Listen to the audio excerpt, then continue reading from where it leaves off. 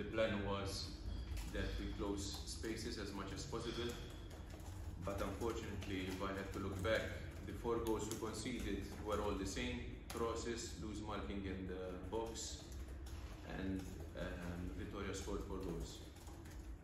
I was furious with the players in the halftime because I think we discussed this before the game to close marking in the box, but we left players alone, and unfortunately, and with the quality of Vitória, they punished us.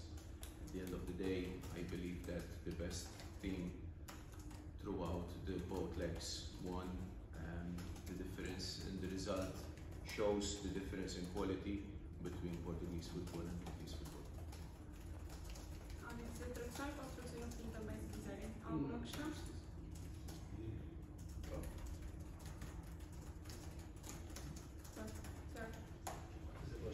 I ask you what did Floriana learn? What did you learn from this experience, from this qualifying round?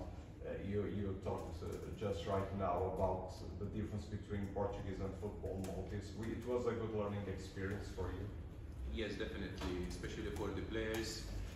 I believe we don't have experience when we play in front of 20,000 people. When it is at top of the table clash in Malta, we'll have maybe 5,000 people. So the atmosphere was different than what we used to.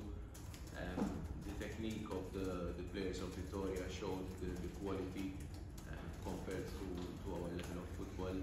Obviously, the budgets are so much different between a team like Vitória and a team like Floriana. I think one player of Vitória is the whole budget of our team. So this is the difference. It's an experience. We enjoyed it. I wish luck to Vitória. Now you have another support there, which I will continue to follow, and we wish you the best of luck. Mais alguma questão? Muito obrigada.